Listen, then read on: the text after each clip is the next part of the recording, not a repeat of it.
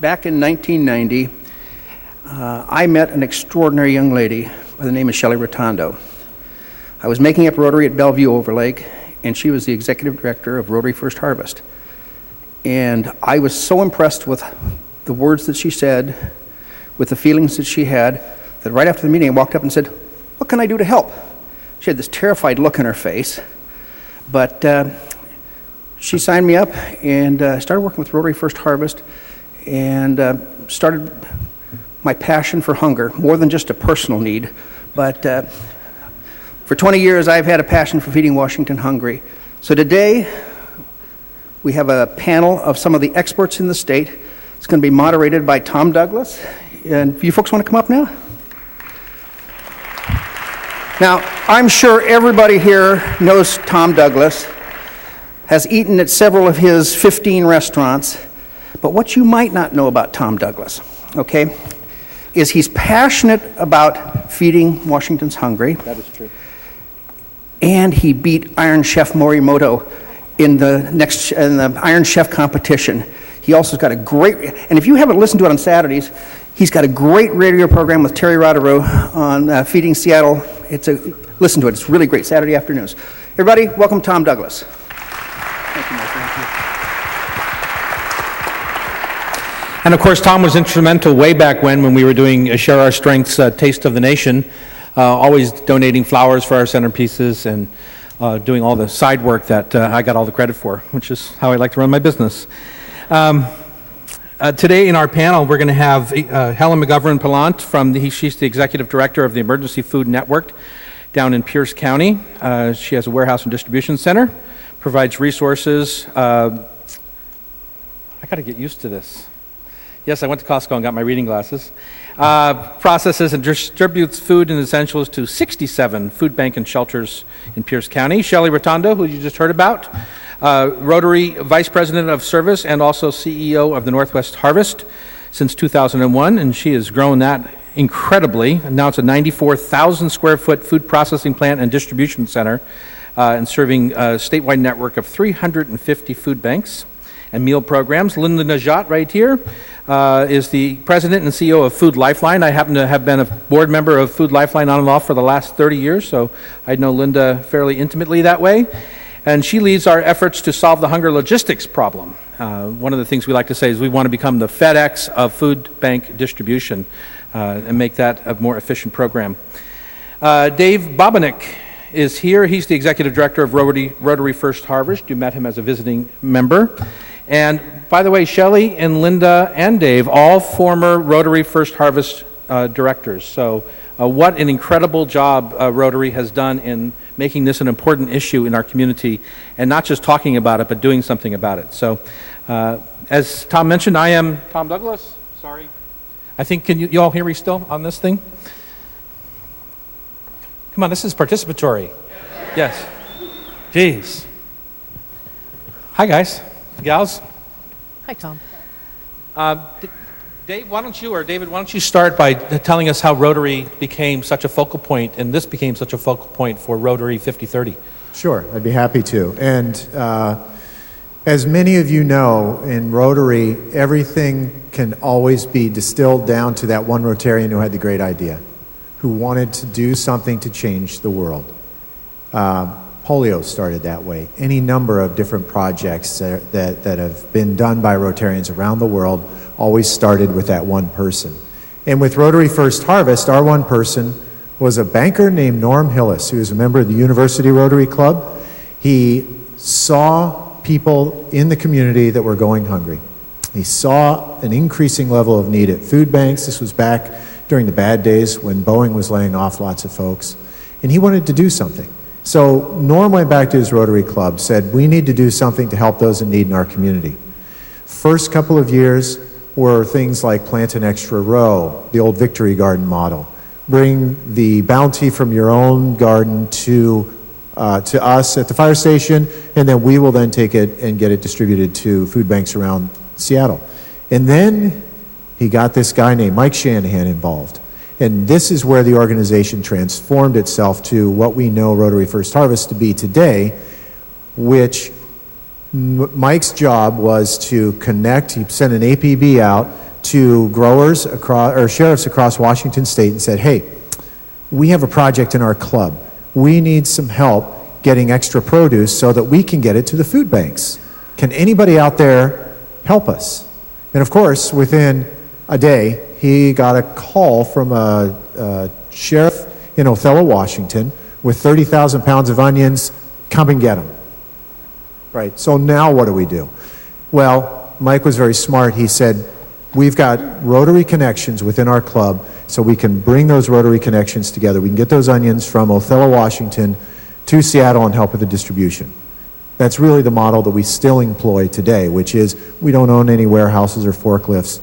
What we do is we find the produce that might otherwise go to waste. We find a trucking company that can help us to haul it, and then we deliver it to probably the most important part of this whole equation, the food distribution warehouses. They're the ones that then distribute that product out to food banks all across Washington. For 30-odd years, that's been the model that we've used. And I think that's an important distinction that you just made also, that most of the business that these folks do here is food distribution. I know Northwest Harvest has a food bank also, but it is food distribution and getting food in a much larger capacity than any small food bank could handle, breaking it down through volunteers and getting it back out to the food banks that actually distribute the food to the customer. Shelley, why don't you take us down the road of, I'm going to ask individual questions here because I don't want to get bogged down by everyone answering the same question, because we want to cover some ground. Shelley, why don't you explain to us who are the hungry people and why are they hungry and how is the face of hunger changing? So I'll start by saying I'm sure it's hard for you all to believe because we all look so young, but between the four of us, there's probably over 80 years of experience sitting at the table. And many of us started a while ago. I started in 1990. When I joined Northwest Harvest 13 years ago, we do have a Front Lines Hunger program, probably the busiest in the state. I went down to the food bank and I talked to folks and I watched folks. At that point, one of the first folks that walked in was a man who was clearly homeless. He was in ragged clothes, he was unshaven, he was unkempt, he had a roll on his back.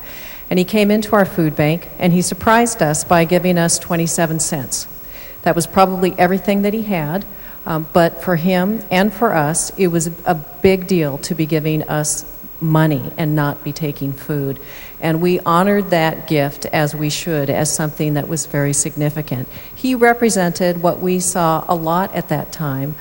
We saw homeless people, we saw people on the lowest rung of the economic job scale, we saw people on fixed incomes. So I'm going to fast forward to today. And at our food bank, I have an office with a view. I look out of my office and I look down at the food bank, which is a wonderfully grounding type of experience. I look out my window and I see someone I know in line. So I walk down and walk that delicate dance of being respectful and kind and reaching out to this person.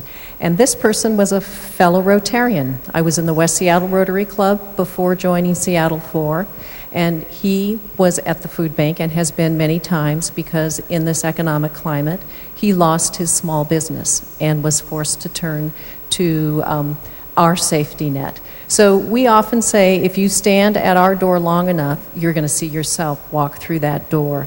What we see a lot of now are people who are unemployed, underemployed, people struggling with the high cost of living. And for a fact, 70% of the people in the food bank line, in Western Washington at least, have a full-time job in their household. So these are the working hungry, quite literally. To all of you, is it reasonable to think that we'll solve the hunger problem? Linda, you want to start us off? Do you think we can solve the hunger problem? Is there enough food out there? Are people thoughtful enough and efficient enough to get it done? You know, I do believe that we can solve hunger, and I think it's important to understand that hunger is a symptom, and it's a symptom of poverty. So while our collective efforts may not be able to cure the cause for why hunger exists, we do believe that it's possible to create a circumstance where all of the people who are lacking the food that they need gain access to 3 meals a day, 365 days a year. You know, one of the things that we know is that in this great country, 40% of the food that is produced every single year is going to waste. And that's enough food to feed every hungry person in this country 2 times over. So one of the very significant tools that we have to work with is our capacity to source that unwanted food from the food industry and instead to get it into the hands of hungry people. And that opportunity exists at every single stage in the food industry, whether it's with a farm or a processor or a manufacturer, a wholesaler, a grocer, even a consumer who wants to contribute to a food drive. So that can happen in all of those ways. But there are other tools that we have in our toolbox, whether that's around public policy, whether that's around engaging our community in our mission and our work as volunteers. But I would say the very most important aspect of solving hunger is simply building the will to end it in our community. Helen, how about you? Can we solve hunger? Oh, I believe we can, and I'm going to give the Pierce County perspective of things that we're doing in Pierce County. We're breaking down the silos, so you don't have the school district and the food hunger relief community and the safe streets people, because we're all dealing with the same person. It's an economic issue. We need business at the table. We need, when the person comes into the hospital the end of the month and has a diabetic issue, that person is going to continue to come back. That's the person who has run out of food stamps or might not know some of the safety nets and might not have access to the food bank. And so we're asking the hospital to say, number one, not where do you hurt, but number one, when was the last time you had a healthy meal, and do you live in a safe environment? And have everyone in the community working together to solve this poverty issue. David, from your perspective, can we solve hunger? From you're talking the gleaning process from the farm to the food bank distribution center. Sure, and where we come in is where Linda started off with the 40% of the food that's grown in the United States goes to waste. And there are a number of reasons for that. It could be... You said 40% of the food that we grow. Yeah, 40% of the food goes to waste, which is a significant number. Yeah. It looks different depending on where in the food stream you enter and you take a look at it. And so where we are, we're looking at the issue that farmers face every day. You can grow a perfect crop of apples, but if a hailstorm happens to go through on a Thursday afternoon and it hits your field, those apples aren't going to be saleable. Those apples suddenly become a liability for you and for your business, because what happens is it will cost you more to get those apples off the tree than it will that you're going to get back from a processor. So there are some of these inherent challenges within our overall food system that we try to enter in, offer some models through our Harvest Against Hunger program for gleaning, produce recovery, where we can connect with farmers who are in a situation where they're not going to be able, this product that they worked all year as hard as they could to get to market is not going to be marketable. They don't want to see it go to waste. So we need to find and develop programs that allow those farmers to get that food into the food banking system. But I think probably the critical part of this is that's one opportunity, but I think building the collective will is the critical component here. And I think it's also important to know that those farmers kind of have to get that fruit off the tree and get it out of their fields, or else it causes a bug and infestation issues. So, Shelley, can we solve hunger? Is it a solvable problem? Yes. We spend hundreds of millions of dollars, I'll use millions of pounds of food. We do. Yes, it's solvable. Simple words: livable wage, adequate safety net. We were on the road of solving hunger down that path in the 70s. We took our eye off the ball. So if we have the will, and we have the focus, and we have good policy, we can solve hunger. And there are tremendous costs to hunger, not just the personal, ethical types of costs, tremendous economic costs to hunger. Yeah, it seems to me, we'll get right back to that, the livable wage, but you always see children on the billboards, on the posters. They're trying to get you to give money, but the reality is hunger really does have an effect on how brains grow and how children learn. And Linda, you see that firsthand in your kids' what do you call that, Kids Left Behind? In our Kids Cafe Kids program. Cafe, yeah. Absolutely. It is absolutely true that in those very first formative years, a lack of adequate nutrition can cause permanent cognitive damage to a child. And beyond that, when a child arrives at school on Monday morning and perhaps hasn't had a healthy meal since their school lunch on Friday, their ability to learn is tremendously impacted, but not just for that child. That impacts every child that's in that classroom. That child is more likely to be disruptive in class, is more likely on the playground to not be able to build positive social relationships. As the child gets older and into teenage years, they're statistically more likely to be truant, they're statistically more likely to be in disciplinary situations, they're even statistically more likely to have suicidal ideation. And as those children grow up to become adults, their ability to join the workforce and be a productive and contributing member of our community is really at a deficit. So 1 in 5 kids in Washington State right now is hungry or at risk of hunger. That is our future generation, and I think we have a choice as a community about what we want to do to prepare this next generation to grow up and to contribute back. And I think a really easy solution is to make sure that all of those kids are well fed. Have opportunity to have lunch and breakfast.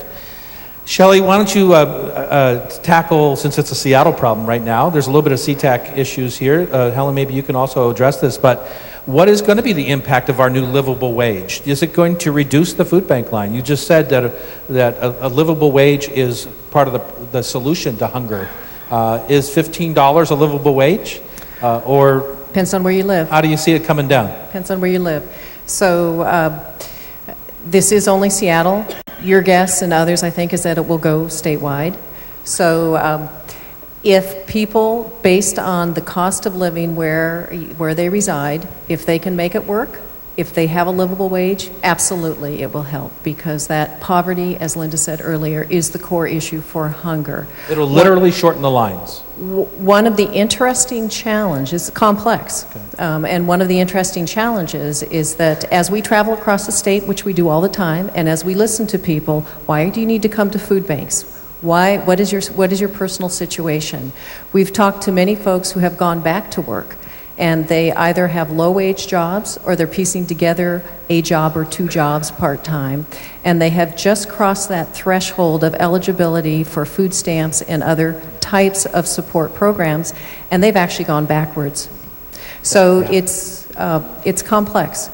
We're striving to obtain a livable wage is absolutely the direction we should go in. Now, whether our $15 an hour minimum wage is going to do it, we'll have to see. Helen, what do you tell people when they come to you and they say, I can't afford my food bill, I can't afford my rent, I can't afford my heat bill, I can't afford my doctor bills? What do you tell people? Well, I think we all tell them they've come to the right place. Yeah. The safety net, as we have all been talking about, is the most important thing, and while we're all striving to fight hunger, we have to provide the most basic thing, and we're honored to provide the most basic service to families. And so we say to the food banks to share with the people that come, please come to us for food. We can't help you with rent, we can't make your car payment, we can't make your electricity payment, even though there are some little stopgaps for that. They don't happen on a regular basis. But if you look at our website, you can find a food bank that is open the hours that you are not working. We have some that are open nights and weekends. So, and 80% of the food we distribute is highly nutritious. So please come to the food bank and use us. And I don't care, people say, well, I saw somebody there in a Lexus. Okay, if the car is paid for, and if that's what gets them to work, or if that's their cousin who's bringing them, or maybe they live in it. I really don't care how they get there, but please come to us and save that money for your medical payments, or save that money for rent or gas for your car to go to work. I think that's really, really an important thing to get through to people's heads. David, I tend to be a zero overhead provider. I think what Rotary does is really kind of like the gleaning thing that you get and the thing that your members can help with, which is go to the farms, be the middle person for the food bank distributors, help get the produce out of the fields. Is there a future in that? Is there an ability to grow that program? Because it seems to me efficiency is all about that, is getting that leftover product into the warehouses. Yeah, well, so probably a couple of points. One is I think that every one of our programs here strives to be as efficient as we can in using resources to get as much produce, as much food as we can into the hands of those who need it. Depending on where you are in this spectrum of service, those resources look a little bit different. Certainly at the distribution center level, they have to have a warehouse, they have to have a forklift, they have to have staff to move that food around. Rotary First Harvest was built where we don't have any of those attributes as an organization. So for us, a good example is something that's happening right now, probably in the next 15 minutes. We have a program in Bellingham that has a farmer who has excess corn. They have a volunteer gleaning group out there. They've been out there since 10 o'clock this morning. They're going to pick 20 bins of corn. That corn then needs to get to another program for distribution tomorrow. So we have a trucking company that is going to pick it up at 2 o'clock this afternoon. They're going to deliver it by 3 o'clock this afternoon. So that's one of those missing pieces that you're talking about of how do we effectively and efficiently use a resource that may already exist and plug it into help support distribution of food through the food banks. But again, I want to reiterate the fact that our most valuable partner is the Hunger Distribution Center or even the food banks, where that apple, we talk about millions of pounds of produce. We talk about these really big numbers, but at the end of the day, and for those of you who have participated in a Rotary First Harvest work party, you know that every one of those apples that you put into the box is going to go to a person, right? And every step of that process takes some resources to get it to that person who's ultimately the beneficiary. And when I get that phone call from David or Shelley or Linda that says to me, we have onions in Othello that we've procured for you, what we do at our organization, because I know the way we walk our walk, that none of us would ask you to make a donation to our organizations if we haven't done everything possible in the best business model to find alternate sources, because we want to spend that money for purchasing food. We don't want to have to spend it on infrastructure if we don't have to. So we have a blog that we call Move It. We have a great relationship with the Transportation Club of Tacoma, which is bigger than the Transportation Club of Seattle, but never mind that. We have about 300 members of our club who all want to help us as much as they can. So we have our blog called Move It. I get the phone call about the onions in Othello. We post it in the blog. Instead of having to make the phone calls and tracking down the people, we have 9 transportation clubs, anywhere from Gordon Trucking to the Waste Connections, that we ping their logistics people. So all this like an Outlook invitation. So they just look up at their board and say, oh, David's onions are in Othello. I'll take that load. And they either front haul or back haul them. Oh, that's not right. They either deadhead or back haul. Yeah, I know. exactly. Sorry. To bring us the onions, so we don't pay anything for the onions or the transportation. So we're called nonprofits, but we are definitely businesses with a mission. And if we don't run efficiently, we're not going to succeed and we're not going to serve our mission. Every one of us can lift up an example. Ours would be Boeing and being leaned by Boeing multiple times and looking at how to be most efficient we do a lot of food procurement, transportation, handling, and distribution. Millions of pounds of perishable food. We all focus on efficiency. 3 to 6% overhead is really what you're looking at with the group sitting up here on stage. It's pretty remarkable. Awfully remarkable. You can find that number online too, across the board, across charitable organizations. Tom, just one more really quick point, because I think we also need to lift up the fact that the food banks, the small food banks around the state, are tremendously innovative in finding ways to do more of their work with less. So when we saw those increases, those tremendous increases, several years ago as a result of the recession, it's not like the food bank industry got a ton more money to be able to handle that increased need. They had to do significantly more with, and many times, significantly less. And so we really respect and we look to the food banking network across the state to find those ways to increase and improve efficiency. And I think, working collaboratively, we can share best practices and resources. And that's really critical in our line of work. I know as a board member, we saw in 2007 and 8 and 9, when hunger became an issue again and everyone was suffering, that we did see the pocketbooks open more and more for the basic needs like hunger. It was actually, we're all on different boards, I'm sure, but it was really fun to see the donations jump up and people actually taking more care. Linda, let's start a final question maybe, which is there a future in teaching people how to fish instead of just giving them fish? I mean, you hear it all the time, especially by bootstrappers, like, get on your own 2 feet and, get your act together, all these kind of phrases that show up when people aren't experiencing pain in their life. So 2 things that I'd like to say about that. One, I think as a system, and I think an important thing to know is that food banking is kind of a relatively new industry, so to speak, in this country. Started in the late 60s in the Seattle area and the late 70s around the country, and so is really growing to become an extraordinary tool to fight hunger. But I think we've historically thought about our work as feeding the people who are standing in line. And I do believe that the future of food banking is about taking steps that shorten the line and help to ensure that families who are food insecure today become food secure, that households that are unstable today become stable and can reach that point of self-sufficiency.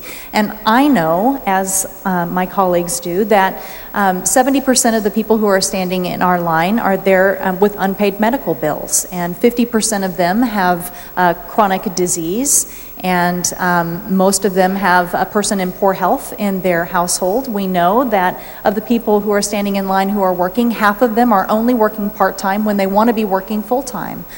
We know that education is a real significant issue, and we have colleagues in other basic needs social service sectors who are actually serving our same clients. The same people that need help with housing are the people that need help with food. The same people that need help with health care are the people who need food assistance. And so I believe our next opportunity is about building those deep collaborative relationships with our partners in basic needs for housing, for job training and employment, and for health and health care. I think that's the future of solving hunger in this country. Shelley, is that reasonable? Are we going to be able to teach people how to fish rather than just hand them fish? A lot of people know what to do. They just don't have the opportunity. A lot of people know they need a job. They need a full-time job that pays a livable wage. A lot of people know they need to eat nutritious food.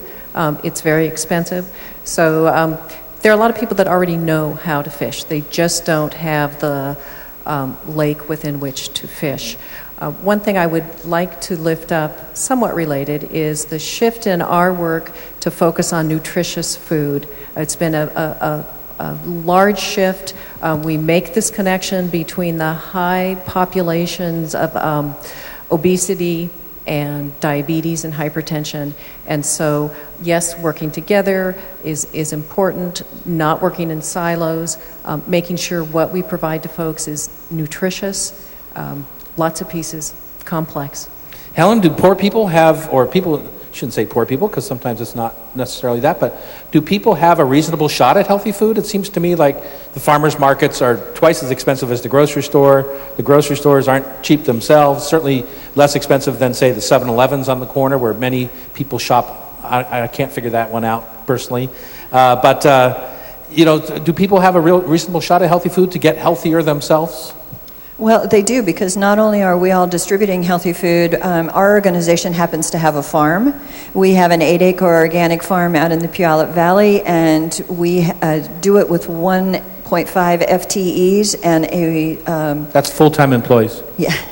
And we have a very wonderful group of women from WCCW, the Purdy Women's Prison. There are 9 of them who come out to us Monday through Thursday, March through November, We are the lab portion of a horticulture class they take taught by Tacoma Community College, and so we are able to at least put an extra couple 100,000 pounds of organic, fresh produce and fruit straight from our farm as if it were a farmer's market to the food banks. In fact, we've developed farmer's market signs so they know this really truly is fresh, even though it doesn't come in the plastic paper. So that's one way we're doing it at our organization. David? Well, if we can go back for just a minute to the teach a person to fish instead of giving them a fish,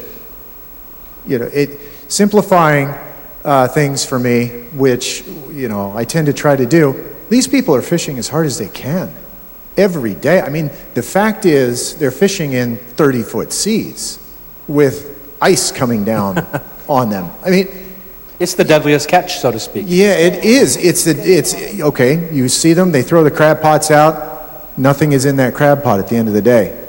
They all drop F-bombs, right? That's what happens day in and day out for a lot of people that find themselves needing to go to food banks for assistance. They're fishing as hard as they can every day, and we need to make sure we're there to support them when, if we're going to stick with the deadliest catch metaphor, they pull those pots up and there's nothing in them. Yeah.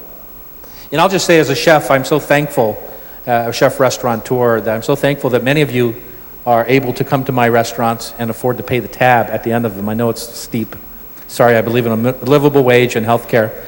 But as a chef, I don't feel like that lets me off the hook, and I still have to do my bit to help feed hungry people. And I would suggest to any of you in the audience that are inspired by today's conversation and these incredibly brilliant minds when it comes to hunger relief, that you match their passion and get involved in, whether it's Northwest Harvest or Emergency Food Bank Network or Food Lifeline or your own Rotary First Harvest. Get involved and share your time. I know we have 9,000 volunteers at Food Lifeline, so it's up to you. It's not up to us to finalize this problem. It's up to us to finalize this problem, right? It's a community effort and obligation. So thank you for having me today, the Rotary. It's my second time here. Nancy had me here the last time, and I dropped an F-bomb, and I was never invited back. So today I was much better. And now I'm being told I have 7 minutes left. Is that true? 2 minutes left. All right. So maybe we should take any questions. Anybody want to jump in with an ask that you didn't hear about today? Yes, Tom. Yes. $15 an hour. See, I told you, it's on everyone's mind. That's good. Well, I'm in a bit of a predicament because I'm a believer of $15 now. I think that everyone deserves to make a living wage if they put in the time. And where I have trouble, and what I think it's going to do to my business in particular, is that they're giving people that already make $30 and $40 an hour a $15 minimum wage, and that's where we're going to struggle. And we're, as a company, working on an answer to that, a solution for it. And I know my fellow restaurateurs in town are waiting for us to make the call because we're one of the big players. But for us, it's a 3-year process to get to 15. For anybody under 500 employees, it's an 8-year process. So we're in a little bit of we're on an island a bit. So we're nervous about it and we're working hard on it. But I will tell you that it's the right thing to do for the people that aren't making it, and in my opinion. Anybody else? Last questions? Yes? How do we get the people to quit panhandling in the retail core area and go to the food banks rather than asking everybody to just give them money for food? Anybody have an answer to that? I personally never give money to somebody panhandling. I will give somebody a nutrition bar, I'll give them some food, or I will encourage them to come to our food bank in downtown Seattle. But I personally do not give money to anybody panhandling on the corners. That doesn't answer your question about how you address it, but people have places to go for food. Not always shelter, though, which is another interesting tidbit. David? Yeah, just as a side note, I actually had a personal experience where I was going to volunteer at a food bank, which we do as a staff at Rotary First Harvest so that we can connect with the folks that we're serving. Somebody was panhandling, and we were about 2 blocks away from the food bank. I told them the food bank was there, invited them up. They didn't know about it. They followed me up, and they got a meal for the day. Yep. Thank you all for your time. Thank you to our panelists. Awesome. Appreciate your efforts. Thank you, Tom. Thank you. Thank you, everyone. Seattle Rotary Online is made possible in part by a grant from First Choice Health, working with the Washington Health Information Collaborative to use technology to bring better health care to patients throughout the Pacific Northwest. First Choice Health.